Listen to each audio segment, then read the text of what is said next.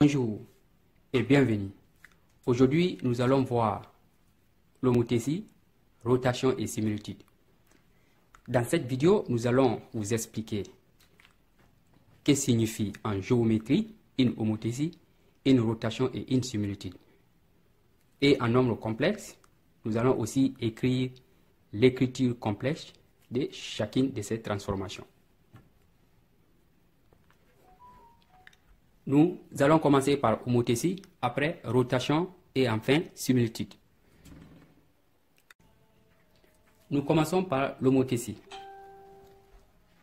Retenez que l'homothétie en géométrie est une transformation géométrique qui consiste à agrandir ou réduire la taille d'une figure. Nous allons prendre l'exemple explicatif sur un segment OM M. Nous voulons construire l'image M' du point M par homothétie des centres OM et des rapports K. Comment avoir le point M' et comment placer le point M'? Pour placer le point M' par homothétie des rapports K, il faut multiplier la distance OM M par le rapport de l'homothétie pour avoir une nouvelle distance à laquelle on va placer le point M'. OM M' sera alors l'image du segment OM M. Nous avons placé le point M', qui est l'image du point M, par homothétie des centres OM et des rapports K. Ça veut dire quoi?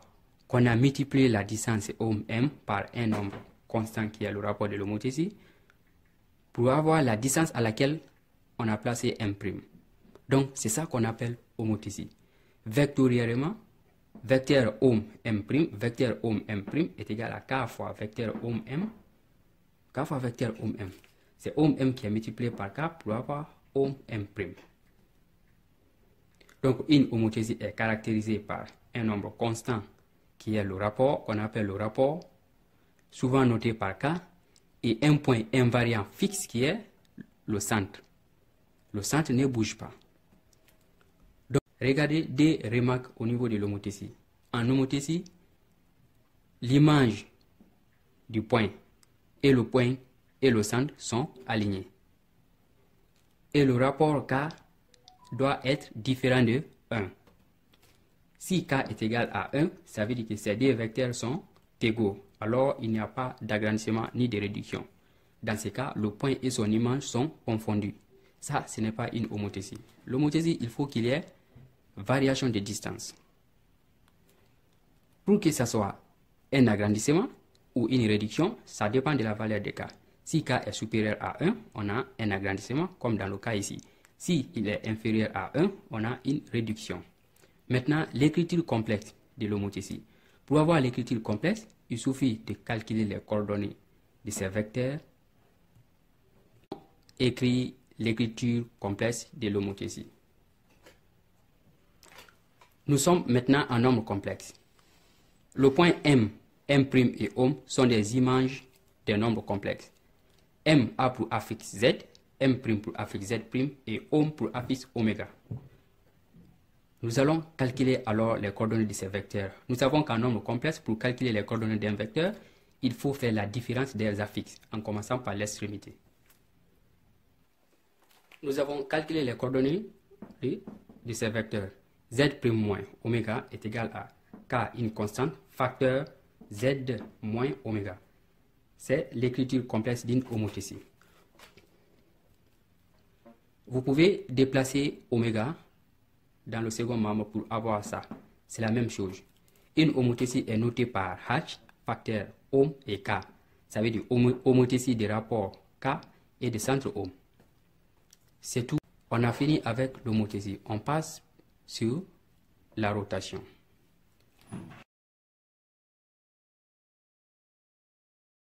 On a fini avec homothétie. C'est maintenant le tour des rotations. Toujours, notre exemple continu, notre exemple explicatif, c'est sur le segment OM M. C'est quoi une rotation en géométrie? Retenez simplement qu'en géométrie, une rotation est une transformation géométrique qui consiste à tourner les figures d'un angle. Nous voulons construire l'image de ces segments par rotation des centres ohm.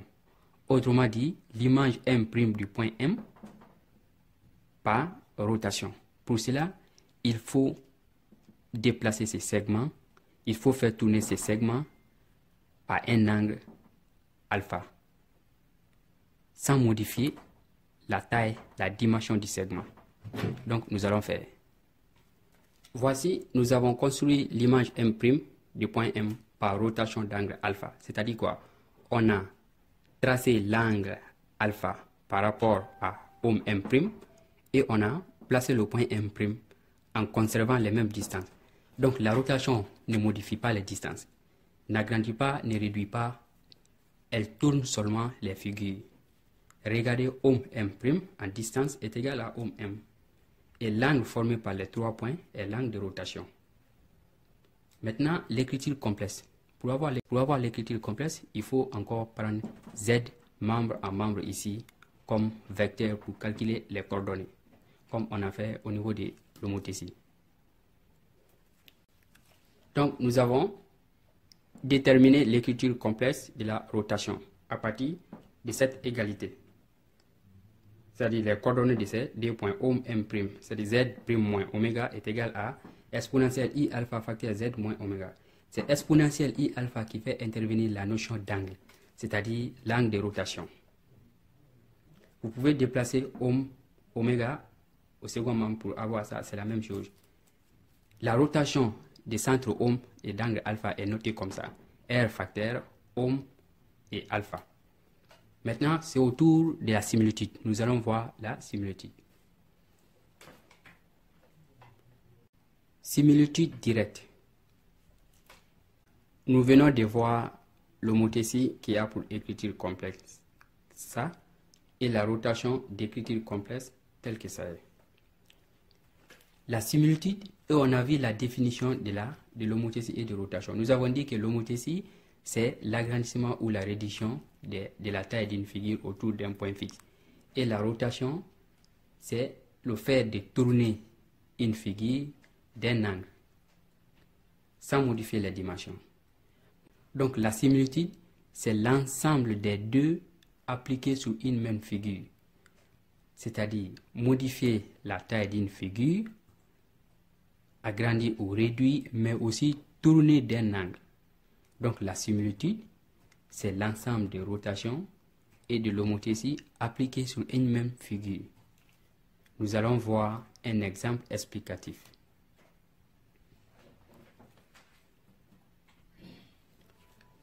Donc, à gauche, nous avons l'homothétie. À droite, nous avons rotation. Au centre, on a la similitude. Regardez le segment ohm M qu'on a pris comme exemple dans l'homothétie et dans rotation. Ohm M est là. Nous voulons construire l'image du segment ohm M par rotation, l'image du point M'.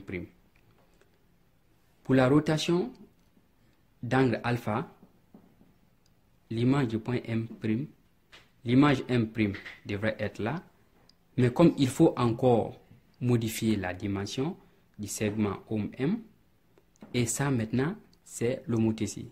On a prolongé pour l'envoyer ici. Donc on a appliqué la rotation, en même temps l'homothétie. Donc c'est ça qu'on appelle similitude.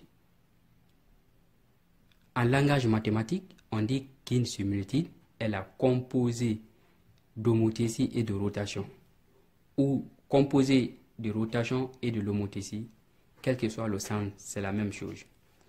Nous allons voir maintenant l'écriture complexe d'une similitude.